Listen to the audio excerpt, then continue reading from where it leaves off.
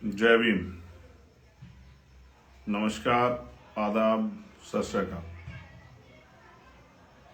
आज का ये विशेष लाइव,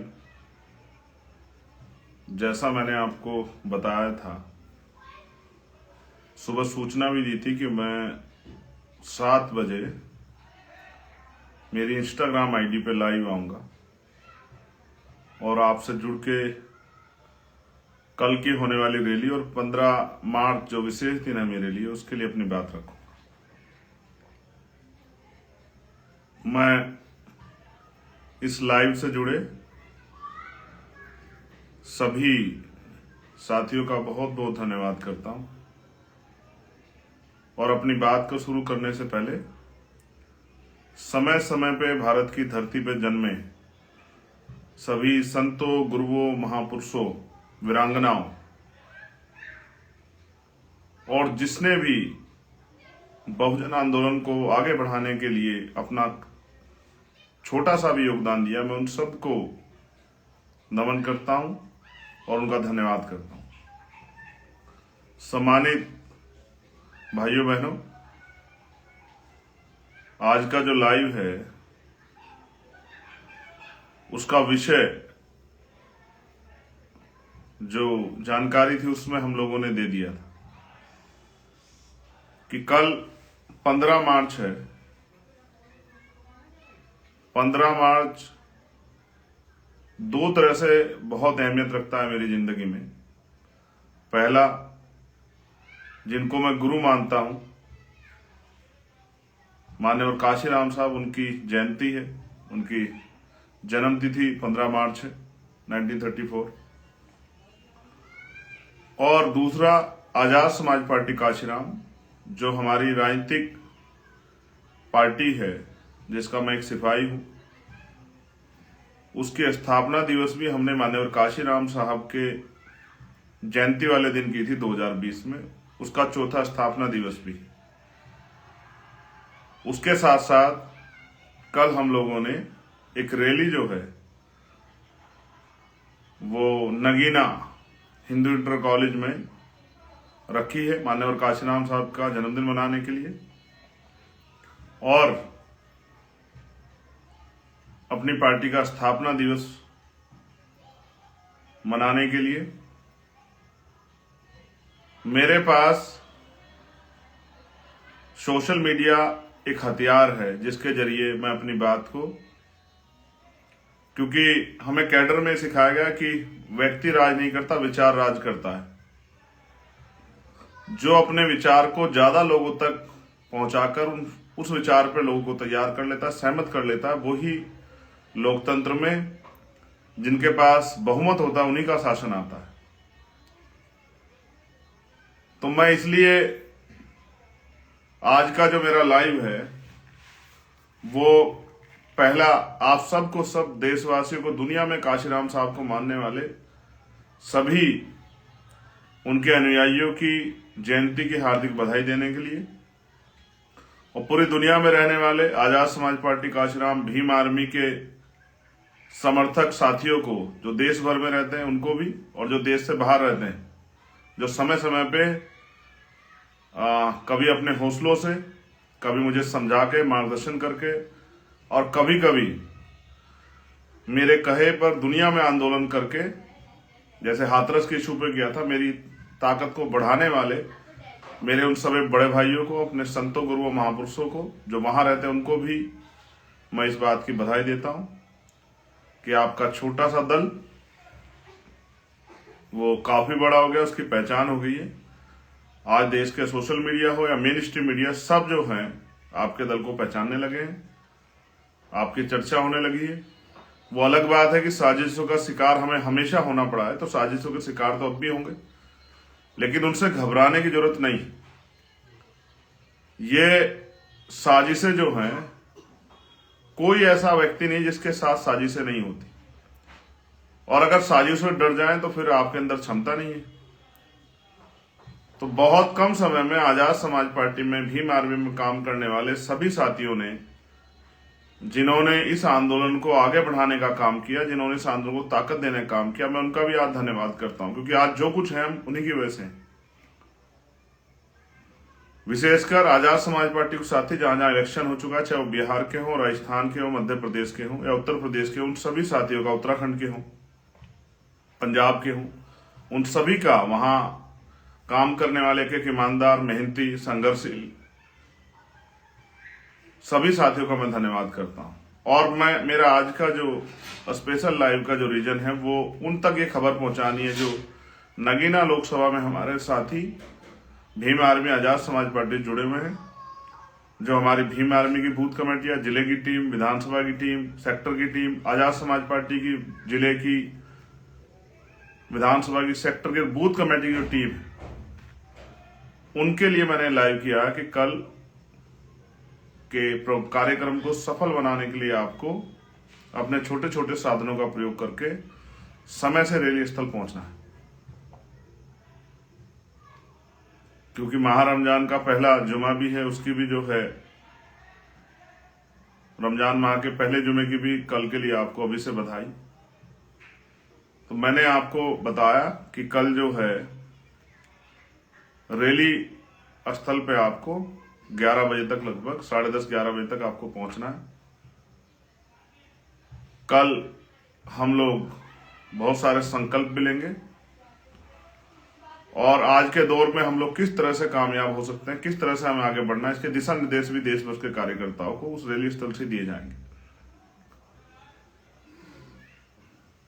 ये संघर्ष है, व्यक्ति एक बार पैदा होता है, एक बार मरता है, दुनिया उसको क्यों याद रखे ये उसके ऊपर डिपेंड करता है।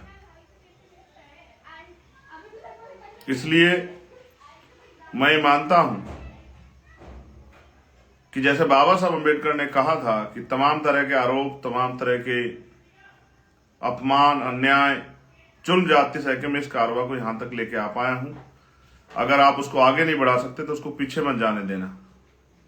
और उन्होंने ये भी कहा 18 मार्च 1956 को जब उन्होंने भाषण दिया आगरा में कि मुझे मेरे पढ़े लिखे लोगों ने धोखा दिया, उसके साथ साथ उन्होंने ये भी कहा कि अब मैं बूढ़ा हो चला हूं, बीमार रहता हूं, मैं जब चारों तरफ अपने देखता हूं तो कोई ऐसा नहीं दिखाई देता जो इस आंदोलन को आगे बढ़ा सके। मैं जो कुछ करना चाहता था उसका बहुत कम कार्य अभी कर पाया हूं। अगर कोई इस तंबू का बंबू बनके, इस आंदोलन रूपी तंबू का बंबू बनके कोई नौजवान अगर इसको आगे बढ़ाने का काम करे तो मैं भी चैन से मर सकूं, ये बात डॉक्टर बाबा साहब अम्बेडकर ने कही। और जब इस बात को माननीय काशीराम साहब ने समझा तो उन्होंने इस आंदोलन को चलाया और अब जेले काट के, मुकदमा झेल के, भीम आर्मी आजाद समाज पार्टी के साथी लाठियां खा के, अपमान सह के, आरोप सह के, उसी समाज से भी और विरोधियों के भी आरोप, अपमान सह के इस आंदोलन को चलाने का काम कर रहे हैं। क्योंकि साहब भी कहते थे कि जिस समाज की हम लड़ाई लड़ रहे हैं वो समाज अगर समझदार होता तो अपने आप ही आंदोलन को कामयाब कर लेता, उनको किसी डॉक्टर बाबा साहब अम्बेडकर, काशीराम की जरूरत नहीं पड़ती। इसलिए जब आप उनके बीच में उनको समझाने जाओगे वो आप पे आरोप भी लगाएंगे, वो आपका अपमान भी करेंगे, हो सकता है वो आपको के साथ झगड़ा भी कर दें, लेकिन आपको इन चीजों से घबराना नहीं है। आंदोलन, परिवर्तन एक सतत प्रक्रिया है, इसको आपको लगातार जारी रखना है। तो मैं ये समझता हूं कि इस देश में संविधान के जरिए संभव हुआ कि पाल, प्रजापति, कश्यप, सैनी, मौर्य, साक्य, कुशवाहा, जाट, गुर्जर, लुनिया, चौहान, राजभर, निषाद, सैन, विश्वकर्मा, चमार, वाल्मीकि, पासी, धोबी, कोरी, खटीक, डूम, तमाम शेड्यूल कास्ट, बैकवर्ड की जातियों को, आदिवासियों को, देश की सभी महिलाओं को अगर कुर्सी में बैठने का अधिकार कहीं से मिला है तो वो भारत के संविधान से मिला है। और लगातार भारतीय जनता पार्टी उस संविधान को, पहले आरएसएस, फिर जनसंघ और फिर भारतीय जनता पार्टी के जरिए उस संविधान को खतरा पहुंचाने का लगातार प्रयास जो है किया गया है। हम उनके अनुयायी होने के नाते हमारी जिम्मेदारी है कि हम उनके आंदोलन को कामयाब करें, आगे बढ़ाने का काम करें। तो मेरी बस आपसे कल के लिए अपील है, नगीना लोकसभा के जो हमारे साथी हैं, कार्यकर्ता, पदाधिकारी हैं, मेरी भाई बहन और मेरी माए, मेरे नौजवान साथियों, सम्मानित जो सीनियर हैं हमारे, मैं उनसे अपील करूंगा कल वो 11 बजे आए और अपनी रैली को सफल कराएं। जो बूथ के हमारे पदाधिकारी हैं, सब लोगों तक, आप जानते हैं कि आर्थिक स्थिति अच्छी ना होने के कारण ज्यादा साधन की व्यवस्था नहीं हो पाई है, तो मैं आपसे अपील करूंगा कि अपने छोटे छोटे साधनों से आप आए, और मैं जो मोटरसाइकिल पे साथी आएंगे उनसे अपील करूंगा कि वो हेलमेट लगा के आए। ये मेरी विशेषकर अपील है आप लोगों से, क्योंकि मैं जीवन को के मूल्य को समझता हूं। जिंदगी कितनी कीमती है, तो एक बार मिलती है। जब हम किसी दुर्घटना का शिकार हो जाते हैं तो हमारी माँ को, हमारी बहन को, हमारे बच्चों को, हमारी पत्नी को, हमारे परिवार को, हमारे पिता को बहुत दुख तकलीफें होती हैं, जिसको हम नहीं समझ पाते, क्योंकि हमारा जीवन तो समाप्त हो जाता है हमारी छोटी सी गलती की वजह से, लापरवाही की वजह से। इसलिए मैं आपसे अपील कर रहा हूं कि आप हेलमेट पहना करें। हेलमेट बहुत जरूरी है। मैं आपसे अपील भी करूंगा कि क्योंकि यही एक साधन है आपको तक मेरी बात पहुंचाने का, आप ज्यादा से ज्यादा लोगों तक ये बात पहुंचाने का काम करें। और जो देश भर में हमारे साथी रहते हैं उनसे भी अपील है कि अब चुनाव तैयार हो गया है, शुरू हो गया है, तो आप भी आए, पहुंचे और आके अपना योगदान जो है इस संघर्ष में आवाज बनाने की, अपनी आवाज को पार्लियामेंट भेजने का जो संघर्ष है, देश भर में जो हमारे कार्यकर्ता हैं, जो अच्छे वक्ता हैं, जिम्मेदार लोग हैं, काम करते हैं, उनको सबसे मेरी अपील है कि वो, उनका समय हो गया कि वो आए और आके अपने चुनाव को संभालें और नगीना लोकसभा के साथियों को तैयार करने में मदद कराएं। जय भीम, जय भारत, जय संविधान, जय लोकतंत्र, जय विज्ञान। आप जानते हैं 69,000 शिक्षक भर्ती के बच्चे अभी भी सड़कों पर धूल फांक रहे हैं और जुल्म सह रहे हैं, जिनको नौकरी करके अपने परिवारों को आगे बढ़ाना था, जिनको सेवा करनी थी उत्तर प्रदेश की, वो किस तरह से लाठियां खा रहे हैं। ये होता है जब आपकी राजनीतिक आवाज कमजोर होती है, जब आपके नेता कमजोर होते हैं। और फिर सोमेश हत्याकांड जो रामपुर में हुआ या हापुड़ में जो लाठियां पड़ी, वो इस बात का उदाहरण है कि जिस समाज में मजबूत नेता नहीं होता, उस समाज के लोगों को जुल्म जातीय अत्याचार करना पड़ता। अगर आपका नेता मजबूत होता तो शायद जो है पुलिस या प्रशासन जुल्म करने से पहले कई बार सोचता।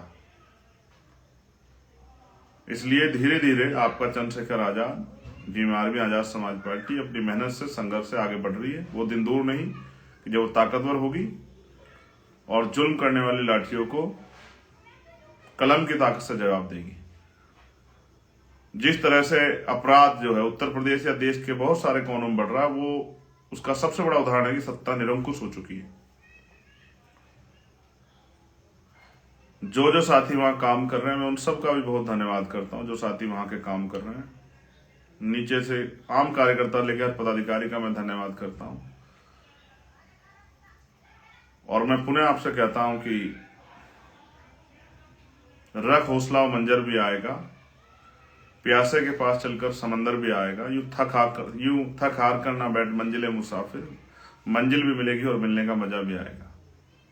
मैं अकेला ही चला था जाने में मंजिल, लोग मिलते गए और कारवा बनता गया। ये कारवा बहुत दूर तक जाएगा और इस कारवा की शक्ति से बहुजन समाज अपने आप को गौरवान्वित महसूस करेगा, ऐसा मेरा विश्वास है। बहुत बहुत धन्यवाद। जय भीम, जय भारत। आप सबके लिए मंगल कामनाएं। फिर आपसे मुलाकात होगी और नगीना लोकसभा के साथियों से कल रैली स्थल पर मुलाकात होगी। धन्यवाद।